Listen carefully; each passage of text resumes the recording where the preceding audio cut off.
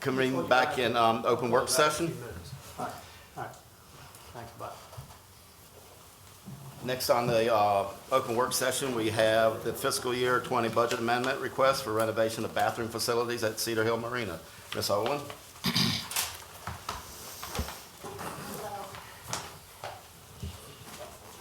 Steve unfortunately had to go to another meeting, so That's fine. you're stuck with just me. You'll do it. Nice There to you have go. you. In the 2018 budget, we started the process of looking at 2018 or 2019, I'm blanking on which year. 2019, thank you. We started the process of looking at renovating the bathroom facilities over at the Cedar Hill Marina. The building itself was in desperate need of renovation. It is falling apart, and in some cases, in desperate need. We looked at the overall facility there, and the septic system is sufficient size for the use that we are planning to attend, so we are not investing any money in upgrading the septic system. When we bid this project out, it came in significantly higher than what we thought it would be. We had applied for a program open space to help with the renovations, and we also were going to do some tiny houses at this location. In discussion with the administration, we have decided that tiny houses are not best suited for that location, and so those aren't going to be considered. We are pulling that out of this project. Okay. And the only thing we would like to do is renovate that bathroom. And as such, there is sufficient funding in the Rec and Parks budget, or not actually in their budget, Rec and Parks fund balance to be able to transfer this with no additional funds coming from the general fund. These monies had been generated over time from the fees associated with the boaters out at that facility. So we are asking for those funds to be moved into this project to allow for this renovation. Mm-hmm. And that's what we're asking for. So, a question I have is, you're saying that the building is in bad shape, dilapidated, et cetera. Do they have to follow any codes? We would have, with this building, we would have to get a building permit. We would have to follow the code But associated. not the current building? Well, no, since if we're not touching the current building, then there wouldn't be anything need to be done. But if we want to touch the building and Right, renovate, I then we understand have that. to bring it up to I was code. wondering about safety issues. So is it up to code now, as is? No. Doesn't sound like it. And that's why we're moving forward with this project. Yes, we're asking for that, the boaters, this facility is the one facility that has electric, has water at the facility, and then also has a bathroom facility. Our other boating facility only has porta potties at it. And so this is the one that we're asking for the, to upgrade and bring back into alignment, this facility. Right, and it's definitely needed because people from all over come to that marina, and that's what they see, and that's the image that they'll think of Wicomico County. So we do need to do something about it. Are there any questions? Well, total revenue you're looking for now is $250,000, is that right? Well, The prior year in the transfer? yes. Yeah. 230,000. There's 105,000 currently in the project, and we're asking for a transfer of 125. So it would take it up to 230. Okay, yeah, I had concerns, as I shared with you earlier today. I mean, I just do, publicly, I have concerns with the initial planning of the 105,000, 75,000, that was supposed to be only for the bathrooms. The other 35 was supposed to be for the cabins. And I just find it disconcerting, if that's the right word, when a $75,000 cost goes to $250,000. We found it disconcerting as well, honestly. We had gotten some estimates, and that's how this number was created at the 75. Unfortunately, we've had projects go both ways. We've come to you saying that we've had savings. This is one where we don't have we don't have savings, we have an additional need, and this is one way to fulfill that need without having to go to the general fund, because the boaters have paid for, and we have funds sitting in the fund balance of Rec and Parks. Right. And so we're asking to utilize those funds to upgrade the facility that they use on a daily basis. Yeah, well, you guys always do a great job. I mean, I really do. I think Reg Parks is fantastic, and tourism. I'm just, what do you think significantly changed that price tag from 75 to 250? Handicap accessibility? It's handicap accessibility, it's shoring up the foundation, it's replacing all of the fixtures in the building. So basically, the building is going to be stabilized, all of the fixtures inside are going to be renovated. So the appearance of the building will no longer look like the age that it currently is. It will look like a brand-new building without us building a brand-new building. Good. Any questions? Any more questions? All right. I'm sorry. Originally 60,000, this was pay-go. That's not happening now? Well, the money has already moved over, so that Oh, money so is that's in the the transfer. project. That's the Yeah, that money was in the project from fiscal year, so if you go into Munis, I got you. this money still sits there. I got you. Okay. Ms. Hurley, do we need a consensus on this? You don't. It is going to be a budget amendment, though, so this will come back before council. At the next meeting? In the form of a bill for introduction. Is there any objection?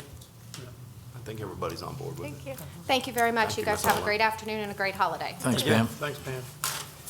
Next on the open work session is the Water and Sewer Master Plan update with Mr. Dallas Baker. And Mr. Bozick, you want to attend?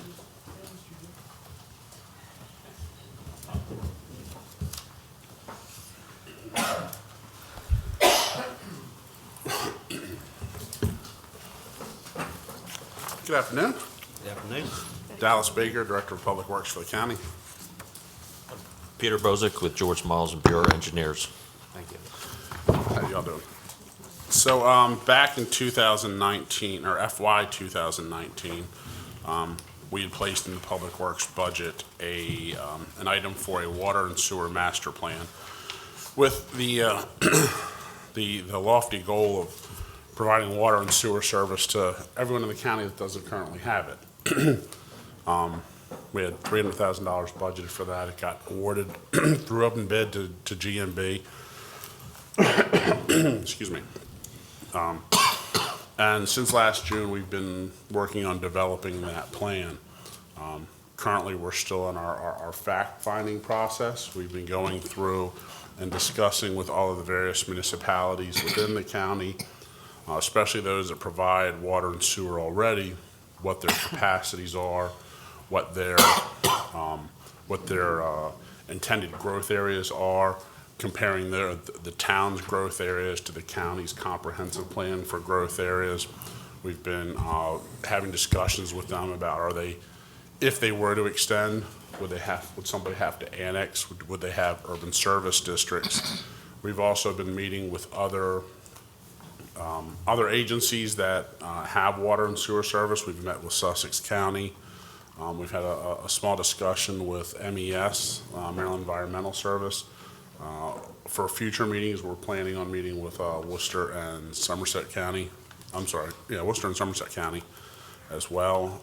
All with the goal of, a lessons learned kind of thing of folks that had set these districts up before. What were some of the problems that they encountered? What were some of the challenges they faced? What were some of the successes they saw? And then put all that together in a plan that the GMB has elaborated on the purpose statement you have in front of me, I think very well, with the thought of providing a safe, reliable water and sewer service to the county that protects the environment and protects the pocketbook.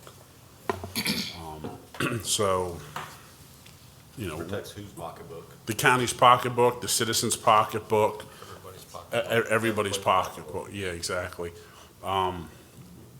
We've had some preliminary discussions with the Maryland Department of Planning. We want to go in and meet with them. We also still need to meet with the Maryland Department of the Environment. So again, we still are in the very early stages of fact finding and figuring out where all these pieces identify. We are looking at the various clustered areas of population throughout the county of places that we would focus on first for providing the sewer. So we're not just going to go out in the middle of a middle of a cornfield where there's 3 houses and say, let's drop a package plant here. It's like, well, let's look and see where people are grouped up at. Let's see what makes sense, where places aren't able to extend, what places are, might need a package plant. And then also places to address infill, because there are a lot of areas around that are in the county that you would think are actually in the city as you drive through them. Good example is those houses out there behind Pahanka along 13. Those are all county houses that don't have water and sewer. That would, the city's existing water and sewer system might make more sense to extend those. But then there's also the list of, I'll say, challenges that have to be overcome with getting those places into the city, priority funding areas, those types of situations that come into play. All of this is it's a complex moving picture, and the more we've been delving into it, the more complex we're being made aware that it is.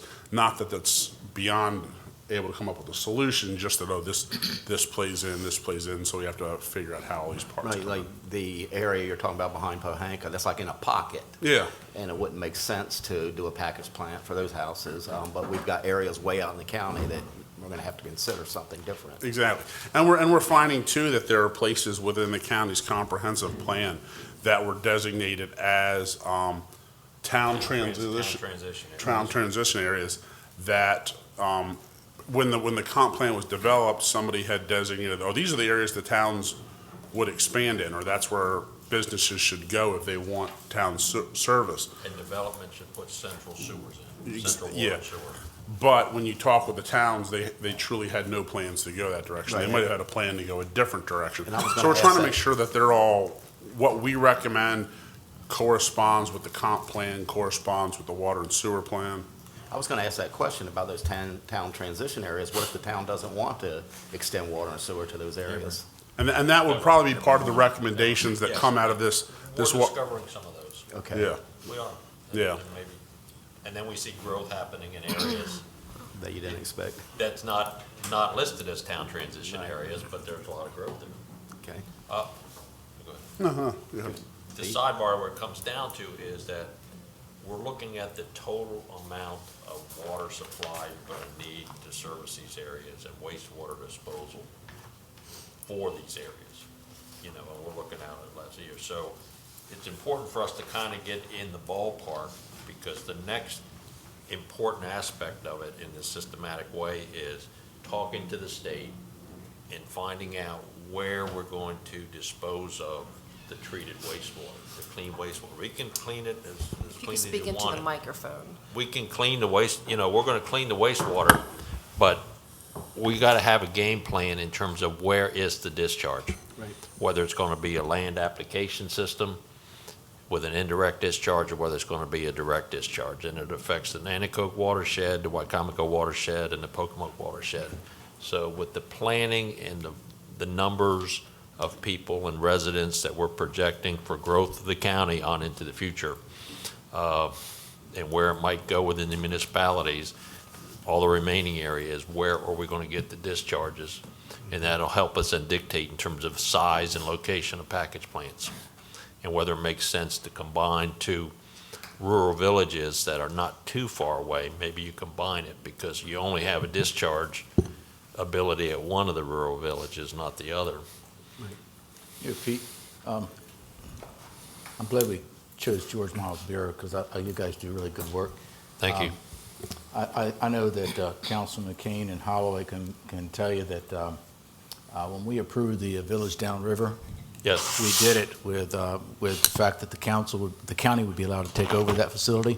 And we also had a restriction there that it be expandable, that it was required that that unit be expandable at that time, because we really thought that you could have one solution to this might be to have numerous standalone facilities throughout the county and create a network like that. Then the recession hit. So my question, I guess, to you would be, with that thought process in mind as to what we initiated there, Is that really a viable solution today? And the report that you did, was it 2008? Or, For this, for a wastewater, countywide wastewater treatment system? we did one in 2014 and 2015 for Okay. what we call the East Side Corridor. Okay, and You in know, that, as an in that, example. in that, I think the final resolution was that the only option might be annexation as the highest, as the first option, the best option. How do you think the dynamics have changed now, where there may be other options, and would the Village Downriver type of strategy come into play? Well, there's a couple things rolled up into that, and I could go on, and I don't think this Yeah. is the forum to get into all the details of that. But to try to just a concise answer is, conceptually, package plants throughout, it's kind of what they call in the field a distributed wastewater treatment versus something that's big and regional. Essentially. And as a technology that engineers can use and community can use, yes, distributed wastewater treatment facilities with package plants is a viable solution where it makes sense. And it's enhanced by the technologies that we have available to us today that weren't available before in terms of the internet and remote access and things that you can do. So But I'm not sure is the state a big fan of that, though? Doesn't the state more prefer if you're doing regional, might be package plants, but more of a regional nature as opposed to the smaller, we'll find out. yeah. We'll find out when we talk to the state, but that's a good point. And the other thing, when we talk to the state, it's really, we want it to be more of a holistic discussion with the state. In addition to water and sewer, you still have the Chesapeake Bay issues and the total maximum daily load issues. Right. And you still have stormwater management pollution that happens, stormwater pollution. So hopefully, in the ideal situation, with the county taking the lead on this, with support from some of the municipalities, and then going to the state, we can maybe come up with a more holistic solution that addresses MS4, TMDLs, other things. And we'll let you know from a technology point of view whether a regional system versus isolated package plants or a distributed system is best.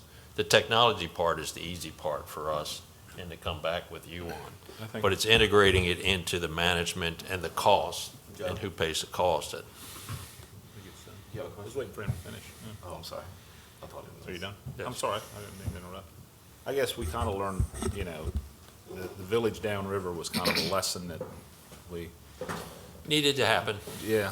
You can't stop all development everywhere. No, but we've You gotta learned some protect the things environment. that we don't want to do, don't want to get involved in future, or things to look out for, I guess is a better way to put it. But has there ever been any discussions with any independent wastewater folks like Tidewater and things like that as far as, It's definitely on the radar. yeah, MES. Definitely on the radar. MES on the radar. yeah.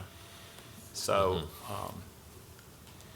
and the identifying of the areas that need it most, we know that east side corridor, I suppose East that's side's why you big. did the study there, is because. That that's was one of the hottest, the most priority areas, and Right. it could kind of serve as a model or prototype for Mm-hmm. other corridors, because you kind of go out in different directions outside of town, whether you go east or west.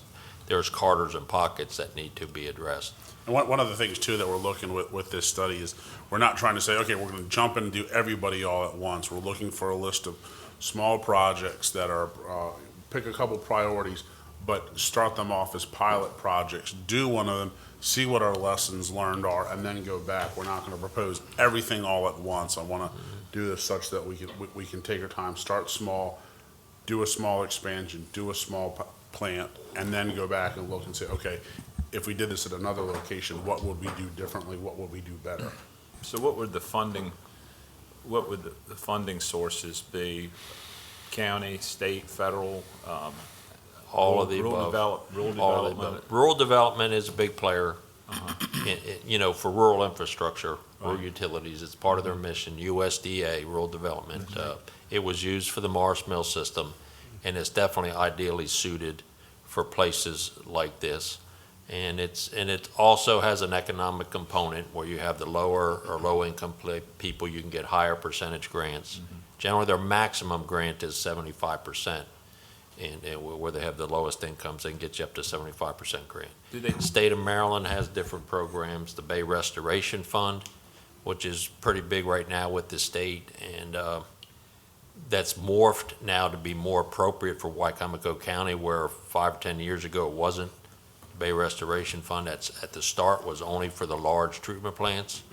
By and large, they've upgraded all those plants, so now they're using that money for the smaller treatment plants and some of the stormwater management pollution issues. But yeah, the money's huge. The financial, like say, protecting the pocketbook, that's huge. But you gotta be, holistic in terms of somebody's gonna pay somewhere. And another thing, when they talked this morning about Habitat for Humanity, you may put $30 million in to put sewer systems in a certain area, and you may get 500 houses, 1,000 houses. But chances are, the property values in Wicomico County are going to go up by maybe more than $50 million. So that's a big nut. But if you see that value returned into the properties, which in turn reflects in property taxes, it creates a win-win. Right, and the citizens, the users will also have a part in paying something, the user fee. Oh, absolutely. It's They not have gonna to. fall They on have the to. taxpayers to They get have to. free water and sewer. So when And another overarching principle is growth pays for growth. And, so we're not really violating the spirit of Wicomico County planning and zoning or where growth is. We're not, helping facilitate growth for one area over another. Dallas, I recognize what you're saying about, you have to take small bites of this and approach it sort of regionally within the county. What is the incentive going to be to those homeowners that literally don't want to get involved in a monthly, payment plan where right now, most of the time, they're just going to let it keep going until it totally fails and they're desperate. So how are we going to create that broad, because you can't install these things unless you have 100 people that want it at the same time. Everybody's got to be on board. Well, see, Where's that incentive? So part of it's going to be when their systems fail, they're going to have to connect in, and a lot of places we have systems that are already failing. The health department has maps, as I understand it, of areas where septic systems are already failing. So that when we go in and install some of these pilot projects, we install them in those areas where we're having the failing septics, so that they have to connect into it. And then it's our job to try to find some of those finances, like Pete's talking about, such that we're not trying to hit someone who's on a fixed income with a $500 a month water and sewer bill, because that's just not viable for the county or anybody. Right. But yeah, that's the major incentive for folks to connect into it is one, you don't have to abandon your house because your lot size is so small you can't add another septic. Right. But then two, you also get that reliability of water and sewer. Back a few years ago when we had all those droughts and people's wells were going dry, we were having to sink new wells. You take that out of the equation so that people have reliable water and sewer for the existing for the existing homeowners. And it also becomes an economic draw to bring businesses in, that they don't have to try to go in and put in a separate fire suppression system, because we're able to supply the water that they need for sprinklers and such like that. So, in doing this study, when you're talking about master plan, whatever, when you're talking about businesses, are you incorporating that into where businesses could be built, or are you just saying we're going to do this in residential areas? Because you're saying, businesses will come if you have water and sewer, but if you're just doing this in a residential area, there's no business going to be there anyway. It's in populated clusters. Yeah. What I suspect is that most businesses don't try to locate out someplace so far away from, out in the middle of the cornfield. They want to be close to the existing facilities and the existing infrastructure that they need to support whatever it is, whatever widget they're building. Mm-hmm. So typically what you would see is, industrial parks or something like that. So we're focusing our pilot locations on areas that have existing population clusters. With development. Westdale, like that, is it? what we're Like, talking like, about? like Parsonsburg or, Mardella. Mardella, Okay. places. We're fine in Parsonsburg, just leave it. Well, you know, Places over there. Question, Pete, Okay. but, you know, here's, we're not just going out and I sticking know. this, you know, somewhere stuck in the middle between Powellville and Willards Yeah. where there's nobody at. Yeah. Right. Pete, Build it, they will. Yes. years ago when Pittsville had to have water and sewer, the Yes, folks in the town were required to hook up. yes. So what's the difference in that and saying going to the east side corridor where you, what John just mentioned, you know, maybe they don't want to hook up? What was going on back in the 70s and 80s was, in some ways, no different than what it is today, but there was failing septic systems. Right, I know why In they all did the it. towns. I just wondered, but they were forced to And the hook state up. of Maryland and EPA put the push to solve pollution problems, and they provided funding, and they convinced a lot of the towns, or forced, convinced, whatever. And at the time, they paid 87.5, they had grant funds for 87.5% of the cost of those systems. So Willards came under it, Hebron came under it, Pittsville came under it, Sharptown already had a system. Fruitland had just started their system, but it related to failing septic tanks and pollution. You know, that system's kind of evolved today, you know, but it's still out there. The So failing what I- septic what I tanks are was- still out there. And the county is in a position of being, you say, you're the government of first resort. So when people, and what happened before, the pressure was put on the towns, because they were the government of first resort. They were failing septic tanks within that jurisdiction, you know, and so, you know, the towns either like, I don't know, we can help, we can't do it unless the state helps us. But the state put a lot of heavy-handed pressure on those towns to do it. Well, you're kind of going to be in that situation. That's right. More, you already are, in a lot of, you're the government of first resort. If you got a pollution problem, you got a hot spot, you got potential contaminated water, you know, the federal government, state government, they're going to come to the county to try to solve that problem. So master plan, looking 50, 100 years out, this gives the county a roadmap of what the solutions are going to be when the time comes, when it's right, when the pocketbook has to be there. You can't, you know, famously, Bill Miles wrote the letter back on Hebron. It says, until you figure out a way to put everybody in the town of Hebron in jail, they ain't doing it, you know, because you can't. But, you know, you get in some of those battles. But what's really good, I think, about this master plan for the county when it comes about is you'll kind of have a sense of where water and sewer needs to be for the next 50, 100 years.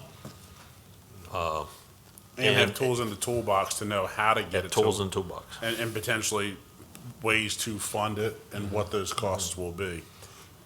But we're also going to break out a very large percentage of the county that in the county comprehensive plan, land use plan, it's called priority preservation area. So you have a lot of areas that are in that. And we want to have an understanding in this master plan that those areas will always be on septic tanks or an on-site system. Right. And so we're going to have meetings with the health department. We're going to look at the health department's regulations. We're going to look at the groundwater protection plan. And we kind of make it clear that for those areas, and generally what that means is those lots are going to have to be a couple acres in size. They can't be small lots. But somehow, hopefully, between the health department and the homeowners, they can solve their issues there. And you won't have to be drug into all these rural areas. They're basically already in that situation for the most part. You know, I mean, lots are that size and so forth in your priority. Right, the larger preservation size areas, lots, They're larger but, size lots. So It's the half-acre lots to the one-acre lots that's kind of on the fence right now. And there's one on Old Leicester City Road, right, near the city limits, and the entire backyard has a mound system in it. It needs to be done. It's very important, it needs to be done. There's public health issues, there's environmental degradation issues, you know, and really you hope that really the ultimately goal is that this whole county has first-class water and sewer utilities. You think of it as a utility. It's necessary for life. Everybody has to have it. It's like your power company, your phone service, your broadband, your internet, water, sewer utilities. So hopefully with this master plan, it puts the county on the path to have first-class, state-of-the-art, latest water sewer from a technology point of view. And we'll kind of that's kind of the first thing that comes out. And then there'll be an important dialogue in terms of the management structure, in terms of, the county, where you have partnerships with other municipalities, how you decide to manage it yourself, because ultimately we see a county facility being built somewhere. Right. So is it just going to be an extension of the engineering department of the county? Is it going to be, you have the whole idea of an authority of some sort that's a quasi governmental entity with people on that board who do nothing but water and sewer? Or do you privatize the whole thing? So that's the whole management structure effects. And then you've got the pocketbook issues where the funding comes from. And we're always trying to get the overlap, the best technical solution, the best management, and the best financial. Look for that sweet spot where all three overlap. That's your win-win-win situation. Yep, I think I've And seen- it's all on the I'm table sorry, right Mr. now. Go ahead, Josh. I was just say, a couple years ago, I went to an event Urban Land Institute put together, and they were basically predicting the future slums. What does this look like? And most folks around here have heard me say this before, but wasn't that long ago growing up, most of us understood the inner cities as being an area of concentrated poverty. So they were basically forecasting what would that look like. And so it's the deer harbors, it's the doe runs, the Sleepy Hollows. Those would be the places where individuals are going to move in cheaply. They're not going to be far. They're not going to want to be far away from the resources. Those kinds of places. I'm concerned personally. I'm concerned for multiple reasons, but until we get those kind of areas hooked up to water and sewer and provide high quality water and sewer, we could have a real future problem on our hand. And I think our best asset going forward would be to be able to say that we have a very high level of water and sewer. And on a brief side note, I've been reading more and more and more about environmental health. We have the issues. We have very different soils here on the lower shore. A lot of it's, it's sandy. We don't, so anything that goes into the ground goes straight down, goes into the water eventually. You got a lot of individuals who are consuming prescription medications, and it doesn't just magically go away and stay within the human body. It goes through the human. So you got individuals who are in rural areas who are getting prescribed prescription drugs for issues of depression or other kind of things. It's just literally going into the neighbor's water. Not to So- mention the ones they're dumping in the toilets. Yeah, exactly. Yeah, and we made progress there, but bringing that back, I think in the future for our county, I want to make sure that we are that our wastewater treatment plants are. Right now, they don't take out those kind of chemicals. They don't. They don't. All they do is take out anything that's. So, I want to make sure that we have a few systems and not a lot of systems that we need to upgrade all at once, and to do so in a way that makes sure that our communities like these that are the deer harbors and the doe runs don't become the what Urban Land Institute and others have predicted that they could be. Mr. McKay? Yeah, just real quick, and kind of getting back to Josh's comment, I mean, the future is the present.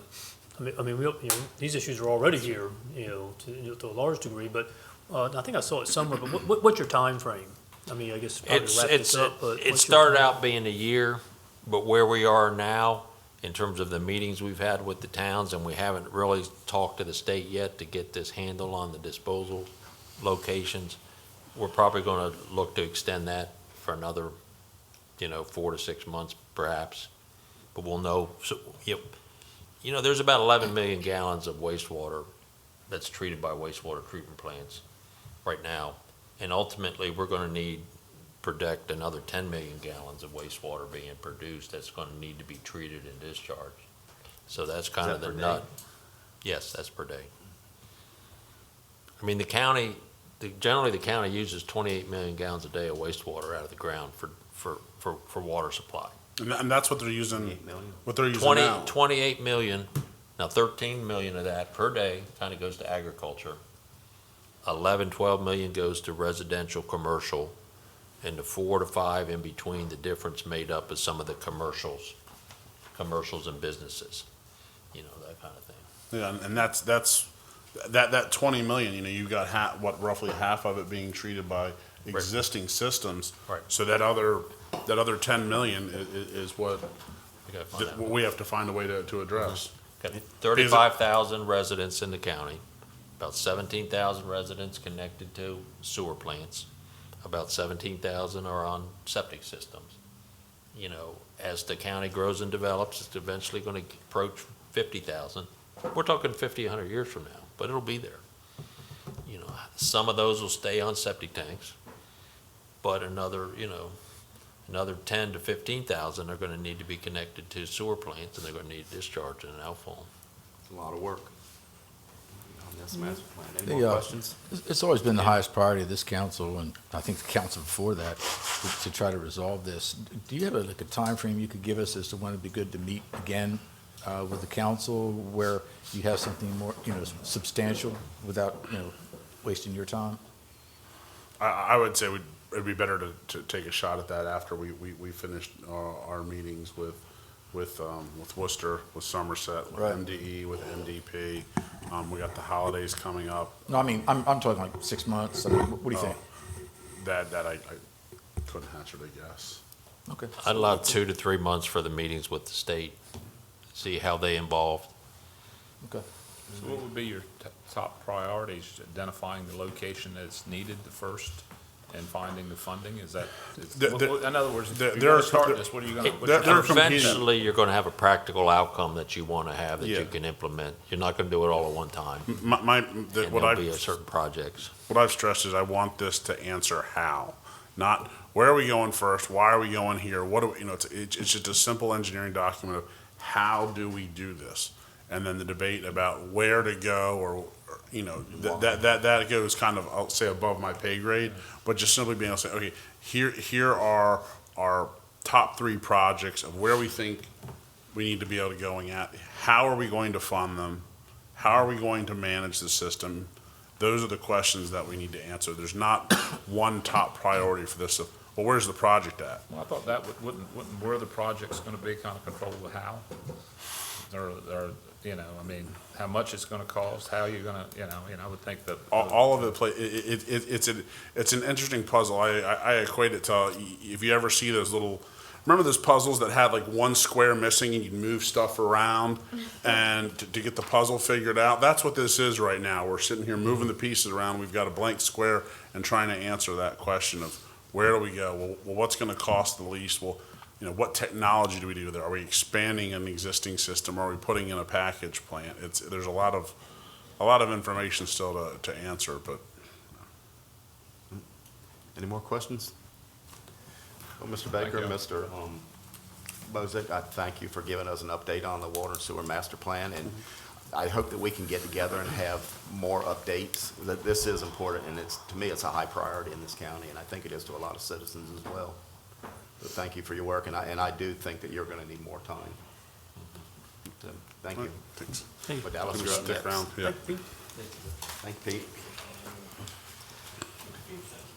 Next on the agenda, we're talking about closing Culver Road. Mr. Baker? Yeah, so this is actually a small section of Culver Road that's already been abandoned. If you drive out there, I think it was back in the 50s or 60s, they realigned Culver Road so that you had a better geometry of where Culver intersected Nanacoke, and if I'm off on my timing, please forgive me. Is this the dirt road that goes along Food Line?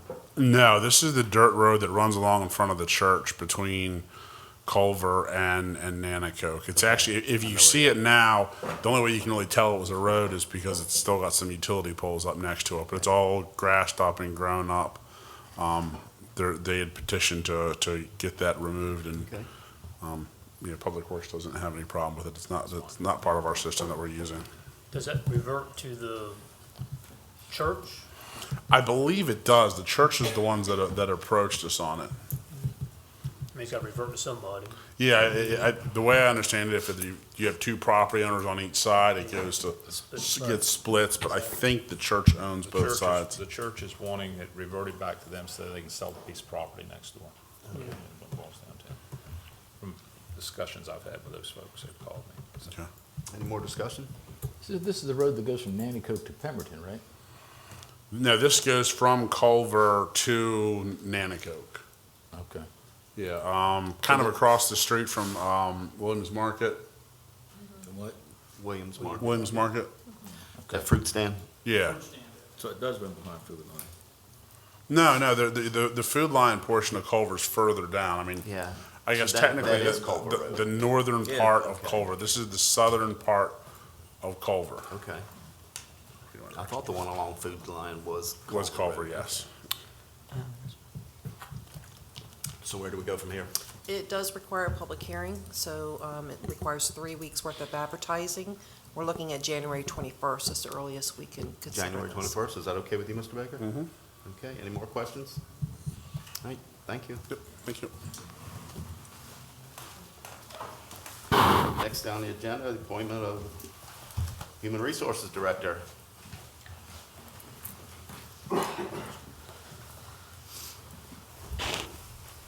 Good afternoon. How are you all doing today? Good, how you doing, Mr.? Good. I think a lot of you had a chance at Mako to meet Ms. Curry, but Ms. Curry is our new HR director.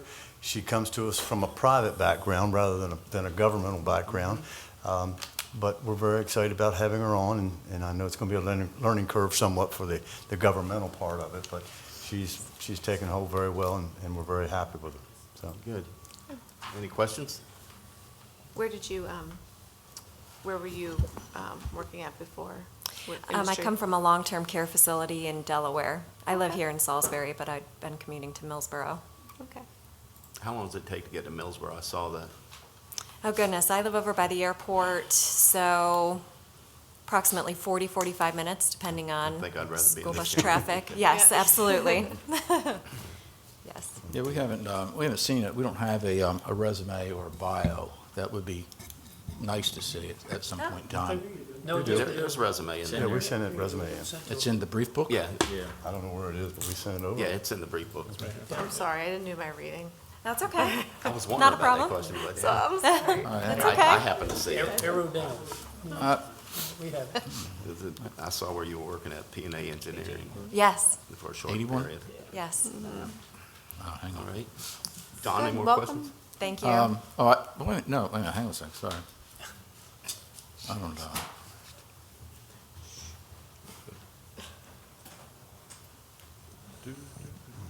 I don't have it. That's okay. I don't have it. We'll find it. I guess my question is, I'm assuming this is a submission or for an appointment? No, this is an introduction for you. The appointment was changed when the charter was changed. So I'm introducing Ms. Curry to you all as a courtesy and want you all to get to know her. So now Mr. Fitzgerald is an appointment because he's going as a deputy director. Yeah, I mean, I read your December 10th letter to President Dodd. In that letter, you make the comment that, I think you used the term that, you say, "I differ with the county attorney." In his opinion, that this is what the council intended, rather, I'm going by what is actually written. But you're saying that, you differ, but I was hoping to see, I think you and I had a discussion about a year ago, I was hoping to see what legal grounds that you have on your position as far as, you're concerned about how the charter amendments made a difference whatsoever. Understood, and we offered to bring Mr. Karpinski down to show you those legal arguments, and you refused to pay or let him come down. So that was under your term of We didn't presidency. know that Karpinski was doing anything until So we received the well, you letter. knew I'd contact him, but let's No, not. we didn't know anything about Karpinski until we received the letter. Well, John, that's the way it is. I mean, I'm going by the No, what all I'm the change asking, of it. Bob, is if what you and I discussed about a year ago was when you said, I think that the council's wrong in their interpretation, because you said you paid for your own lawyer to come up with your conclusion. I said, Bob, do us a favor, do us a really huge favor, and if you could give us that opinion on your attorney's letterhead, that would go a long way. That's what I was asking. We don't need this No, conversation in front of. Larry, this is just I an open understand. exchange. There's nothing wrong here. But she's sitting here, and I don't think it's fair to her. Thank you. But we can have this discussion. You're correct, but it's not fair to. Yeah, it's a matter of trying to find, how we are with the procedure, et cetera, and it's, the opportunity is here, we're only trying to take advantage of it. Nobody's sitting here, and this isn't confrontational at all. Mr. Dodd? Yeah, I disagree with Mr. Culver. I don't think there's any question that the lady needs to be confirmed. If council is agreeable to doing that, I would suggest that they do that promptly and to make it retroactive to whenever she began her employment. Then there will be no question of her authority in her position. I mean, I agree with that. I just don't want this type of confrontation in front of a new employee. We can do what we're supposed to do, and we'll We do vote that on in it. open work session, or do we have to But have? right a now, it's special- just a work session. We've typically done it by resolution, I Yeah, believe. we can bring it back as a resolution Yeah. at the next meeting. Okay. All right.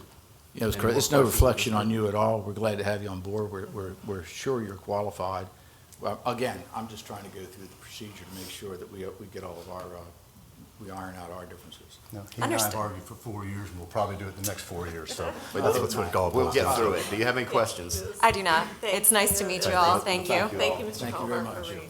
And now we have, next on the agenda, the appointment of Deputy Director of Wicomico Department of Emergency Services.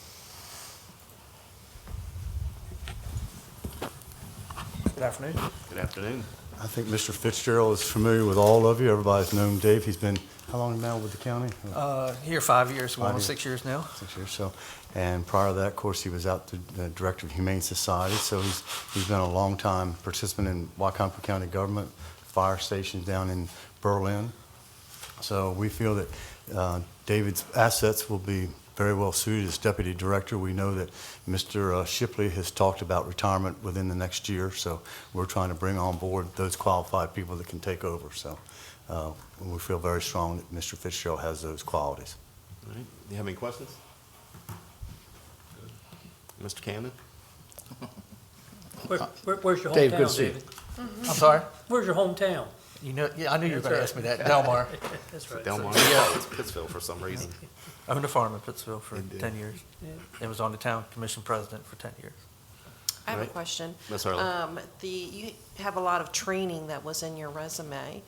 Is that training that the county provided, or that you have just acquired through your career? My career in Worcester County provided me the opportunity.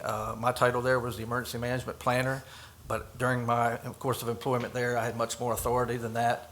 And our director was out for some period of time with some family emergencies. So most of that was acquired through Worcester County and County. through my volunteer career. And then some Director Shipley has allowed me some learning opportunities, as well as Executive Culver, to go to Mako and get additional learning opportunities here in Wicomico County. All right. Any more questions? Ms. Hurley? That was it. Looks like you have a lot of experience. Thank you. Okay. All right.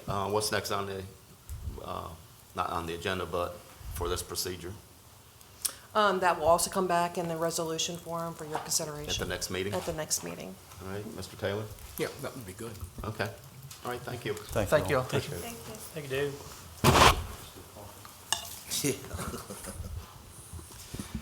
Now, last on the open session, we got to reconvene into legislative session for Legislative Bill 2019-04, Amendment Number 1. Mr. Taylor. Yes, there are two versions of this. There's the version that's in the briefing book, and then there's a version that was. Mr. President, we do need a motion to reconvene into legislative session. Oh, I thought I'd done it. Okay. All right, we do need a motion to reconvene. My apologies. So moved. Do we have a motion? Do we have a second? Second. Have a second. All in favor? Aye. Aye. Chair votes aye. Okay, now we're back in Yeah, legislative session. just picking up, as I said, there are two versions of this, the one in the briefing book, and then the one that was distributed this morning, which is a revision of the one that's in the briefing book. Right. It doesn't change the amounts of the appropriations. It does change the budgeting methodology, and if you'll bear with me with my cold here, I hope I won't start sneezing, wheezing, or coughing, but I can't guarantee that. And I can go through the methodology, which I think would be probably the big picture. Before I say that, I think all of the different appropriations and projects have been discussed by council. I don't think there has been any question that they're needed or exactly what they are. We had a work session on that, but obviously when I get done, if there's some questions about that, I'm not trying to cut that off. I'm just reminding you all that this is all, those projects have been before you before, about a month ago. In any event, what's happening is there are three projects that are not now in any of the budgets, either the operating or the capital budgets. So essentially, they're new expenses to go into the budget. They total about $2,516,000 and change, the three of them together. The methodology is that additional amount of money has to be put into the budget if those expenses are going to be balanced. If the expenses are put in without the money, you wind up with an unbalanced budget. So if you look down on page 2, for general fund revenue, the increase of prior year's fund balance would be upped by that $2.5 million figure I mentioned, and the total would then become $5.9 million and change. Then the same addition would be made to the FY20 PAYGO portion of the capital budget in the general fund to throw through to those 3 projects and the amounts that are listed there. They all happen to be capital-type projects. So that's the methodology of it. The county executive has certified that these are all emergency-type appropriations. And I just refer you to Section 709B of the Charter. You don't have to look at it. I can just summarize it to you. That provides for emergency appropriations during the budget year. There is a cap on that. It cannot exceed 5% of all appropriations in the budget. This does not. $2.5 million is in our budget of approximately 145 million. I forget the exact number, but it's well over $100 million. So it doesn't even come close to the 5%. There's no problem that way. And that particular section allows money to be funded for these projects from unappropriated surplus. And we have in our unappropriated surplus what's called the unassigned portion of the general fund balance, something in excess of $30 million. So there is ample money to fund these that way. And that's basically it in a nutshell. It's not written in stone. If the executive branch wants to make any changes in how this is done in the budget methodology portion, we can talk about it, but it seems to me that the methodology is the way it should be, because as I say, these are all capital projects. Yeah, and there's no question that the Morris Mill project is an emergency. We've got to get that done. Are there any more questions? Well, Mr. Cannon? Mr. Taylor, that being said, should these be separated out where the projects that are deemed emergency should be included in this bill, but maybe there should be a separate bill introduced for the projects that are not emergency legislation? Well, the county executive has certified that each of these is an emergency matter. And that's why they're all right now in one bill. This is the way it came over to us. We haven't changed that in this revision. Right. Now, my question was based on the definition of what emergency legislation is, what it is deemed necessary for to qualify. I can certainly understand as well where the Morris Mill would be an emergency legislation. I don't see where, I'm trying not to fly too loose with all this, because we've set some very careless precedents in the past. So I I understand where Morris Mill might be an emergency. I don't know where the airport or the detention center could be considered emergency legislation. Well, you're kind of looking at the wrong person, because, that's not really my bailiwick, but they have been certified as emergency matters by the county executive. So how do you define certified? Well, in other words, he's told us that he's considered these and certifying them as emergency matters. So, isn't there a clear definition of emergency? What qualifies for emergency legislation? It's a clear definition, I think, in the charter. There's actually no real good definition in the charter. There is. But it does define what emergency is In a very general sense, yes, that it's necessary for protect the public health and so on. Yeah, and he's certified to those things. Mr. Young?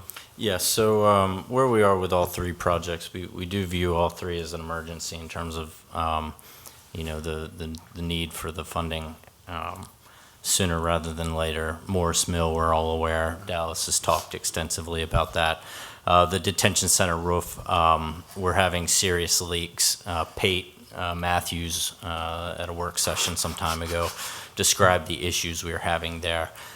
We thought we could have replaced that system a lot easier, and what we found is the material needed. Took some time to source and design, and in that time, we have, I don't want to say an exponential number of leaks, but definitely an increasing number of leaks that's causing issues elsewhere in the building. And as you can imagine, if you don't take care of your roof, everything below it is at risk.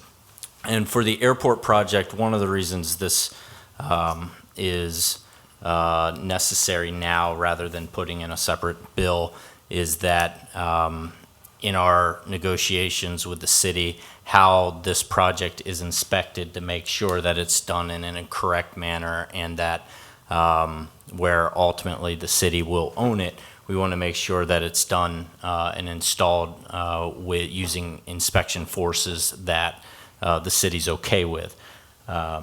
Initially, we thought the city could do it with their own inspectors, but given the scope and the size, we eventually came to having an approved consultant do that work. So that was something that we thought could have been handled by the city. Instead, we need private consultants to make sure that it's done in a way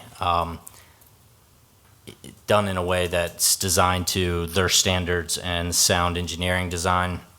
The risk with drinking water is that if there's any sort of contamination in the process of installation, you could cause bacterial issues that cause illnesses and such, which would be to the users, which would be the airport. So we really, I believe January 6th or 7th is when we're supposed to issue the notice to proceed for the airport water project. So it's right around the corner. And we really want an inspector there day one. Hopefully that answers your question. And I might point out, in that charter section I mentioned, 709B, it talks about an emergency affecting life, health, property, or general welfare. Mm-hmm. It's not just life, not just life safety. Thank you, Mr. Taylor. All right. Where did this anticipate a surplus come from? Nearly 4 million? Sure. So at the end of each fiscal year, when we tally everything up, whether it's vacancies, every time you lose an employee and the time it takes to fill it, there's salary savings there. Same with projects if they come in under or operating expenses. We've historically come in under what we had budgeted, and that includes the various cuts we've made along the way over the executive's tenure. So yeah, it's really just we underspent what we budgeted. During the budget process, when, before you all even look at it, we go through it and say, all right, even down to your office supply account, you've been budgeting 5,000, you've only been spending 4, or maybe you've been spending 7. Why is that? Do we need to increase it? Should we decrease it? And it's this constant It's a combination of a lot of things. Yeah, so it's a combination. It's when you take all the general fund accounts and tally it at the end, we had 4 million left over, and that's all the general fund departments. If you call it savings, we can probably call it we gave you too much. You could, yeah. I mean, again, with the way with the You always say that. yeah, you do always say that, and with the depth that we dig into these, we don't want fluff either, because there's always projects that could use use additional funds. So why give it to one hand that doesn't need it when we could give it to the other? But I think the perfect example is like with salary savings. Somebody leaves and it takes a while to fill it, or somebody leaves that's been here for 10 years and we put somebody fresh in that position. They're not earning the same rate as that person. So those things accumulate. I'm not saying it's all salary by any means, but when you look at the operational budget and capital budget, we had at the end of FY19 a difference of 4 million that we came under. So we're asking to spend was it about 2 million, some of that for these emergency projects. Mr. Strasburg? Our revenue for fiscal 19 came in at $5.4 million higher than we had budgeted. Significant part of that was income taxes And as you all know, projecting income taxes is really difficult, particularly because of the way the state distributes income taxes. And we also had higher than anticipated earnings on our excess fund balance. And that combined with lower than anticipated spending is what produced the $4.1 million surplus. And I verified that number with Ashley Stern yesterday or the day before. So essentially what we're saying is instead of putting $4.1 million in our fund balance, which is already very strong, we've got this need. Let's use that excess, at least a portion of that excess fund balance to fund these projects, keep them moving. We'll still put more into fund balance. I think our estimated unassigned fund balance is going to be on the order of 39 million, based on the numbers I got from Ashley. So we're in really good shape. We're in good shape then. Okay, good. Any more questions? I would point out one thing on that, though. Of course, there was already 3.5 million of prior year fund balance in the budget to make it balance as it was passed this summer. So the 2.5 brings it up to round number 6 million. Okay. So it's a little more than the 4 million. And I just have one general question on the 4 million. Is that net of the PAYGO portion expenditure? That is the net surplus. Including the PAYGO out? Yeah, you'll probably be getting the audited financials in the next week. Yeah. I made sure those numbers were PKF, so we're on solid ground. Okay. If there are no further questions, Ms. Hurley, do we have a date? I think you need a motion to introduce the bill Yeah. first. Yeah. So moved. Second. All in favor? Aye. Any opposed? Chair votes aye. And the public hearing can be on June. January the 7th January 7th. at 6 PM. Okay, Okay, thank you all. thank you. That said, we're going to move into closed work session.